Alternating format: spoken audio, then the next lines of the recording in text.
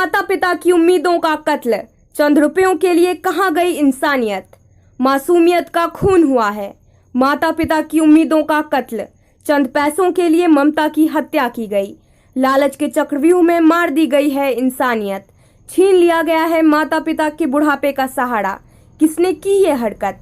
Print, electronic और online media में इस बात की चर्चा जोरों से हो रही है कि पारस जैसे बड़े हॉस्पिटल पर भरोसा करें या नहीं। कहा जाता था कि इस हॉस्पिटल में मुर्दा जाता है और जिंदा होकर लौटता है, लेकिन पीयूष विश्वकर्मा की मौत के बाद सबकी सोच बदल गई। कोरोना से संक्रमित होने के बाद पीयूष को सबसे बड़े अस्पताल पारस में भर्ती कराया गया, इस उम्मीद के साथ कि वह 2-3 दिनों में ठीक हो जाएगा, मगर उसकी स्थिति तेजी से बिगड़ती गई। आखिर उसके साथ क्या हुआ? अस्पताल ने कैसा इलाज किया कि वह घर नहीं लौट सका? किस हद तक ज्यादती हुई कि एक युवा समय से पहले चला गया? नहीं हो सकती इस मौत की भरपाई।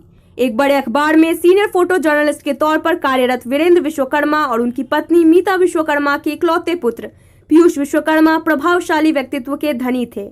एक बार इनसे मुलाकात के बाद इन्हें कोई भूल नहीं सकता था। पढ़ाई में मेधावी होने के साथ साथ ये सामाजिक भी थे, अपनों के दुलारे थे। इन्हें जानने वाले यही कहते थे कि पुत्र हो तो पीयूष की तरह। पिता और माता की चिंता और उनके सपने को पूरा करने की चाहत और जिद इनमें दिखती थी। क्या पारस अस्पताल इस मौत की भरपाई कर सकता है? क्या पीयूष की मौत के जिम्मेदार स्वास्थ्य कर्मियों को उनकी मासूमियत नजर नहीं आई? कागज के चंद नोटों के लिए इतना बड़ा दुस्साहस, इतनी बड़ी अनदेखी। मौत के बाद पिता ने डीएम को लिखा पत्र। वीरेंद्र विश्वकर्मा ने लिखा कि 27 अप्रैल 2021 की रात्रि अपने इकलौते पुत्र पीयूष को पारस हॉस्पिटल में इलाज के लिए भर्ती कराया। उस समय मरीज का ऑक्सीजन लेवल 91 और SGPT 127 था। भर्ती के 3 दिन तक प्रतिदिन वे अपने बेटे से बात करते थे। इस दौरान पीयूष ने बताया कि पापा, कोविड वार्ड जो फर्स्ट फ्लोर पर है उसमें किसी तरह का इलाज नहीं हो रहा है। इस बात को किसी नर्स ने सुन लिया और मोबाइल चार्जर गायब। इस दौरान घर से भेजी गई दवा का ही वह सेवन कर रहा था। नर्स से बेटे का हालचाल पूछने पर वह कहती कि चिकित्सक से बात कीजिए। 30 अप्रैल को करीब 12 बजे मैं खुद पहुंचा तो डॉक्टर कुमार अभिषेक राउंड पर थे। उनसे पूछने पर कि बेड नंबर 107 पर भर्ती मरीज कैसे हैं, चिकित्सक ने कहा कि ज्यादा बोलेंगे तो डिस्चार्ज कर दूंगा। 1 मई की सुबह 10 बजे वार्ड से फोन आया कि मरीज की हालत गंभीर है, ICU में भर्ती किया जाएगा। वहां ले जाने के बाद भी तुरंत कोई व्यवस्था नहीं की गई। 117 पर एक वृद्ध की डेड बॉडी पड़ी थी, उसको हटाकर उसी बेड पर पीयूष को लिटा दिया। नींद का इंजेक्शन दे दिया गया। इसके बाद उसने आंखें नहीं खोली और ना ही उससे बात हुई। 7 मई की रात्रि करीब 10:30 बजे नर्स ने फोन किया कि मरीज की हालत चिंताजनक है, आप लोग जल्दी से आ जाइए। पति पत्नी जब हॉस्पिटल पहुंचे तो नर्स बोली कि वह खत्म हो चुका है, सुबह आकर बॉडी ले जाइएगा। रोते बिलखते वापस घर पहुंचे। अगले दिन बॉडी लेने के लिए पहुंचे तो अस्पताल के मैनेजमेंट ने कहा कि इंश्योरेंस कंपनी में जाइए और बिल क्लियर कर बॉडी ले जाइए। इंश्योरेंस ऑफिस में गया तो वहां राजन नाम का एक आदमी था।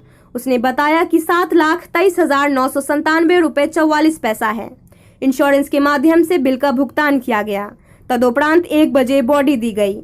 उन्होंने जिलाधिकारी से आग्रह किया कि इलाज के दौरान अस्पताल में जो CCTV कैमरे लगे हैं उसकी जांच हो कि किस तरह से इलाज हुआ है। वीरेंद्र ने सुपरिटेंडेंट डॉक्टर आसिफ एवं डॉक्टर कुमार अभिषेक के साथ अस्पताल कर्मियों पर भी मरीज की अनदेखी का आरोप लगाया है। पारस अस्पताल के खिलाफ जांच का आदेश। पीयूष के पिता वीरेंद्र विश्वकर्मा ने मानवाधिकार आयोग को भी पत्र लिखा है। पारस अस्पताल के खिलाफ बिहार राज्य मानवाधिकार आयोग ने जांच का आदेश दिया है। परिवादी मीता विश्वकर्मा ने मानवाधिकार अधिवक्ता SK झा के माध्यम से अपनी याचिका दायर की थी।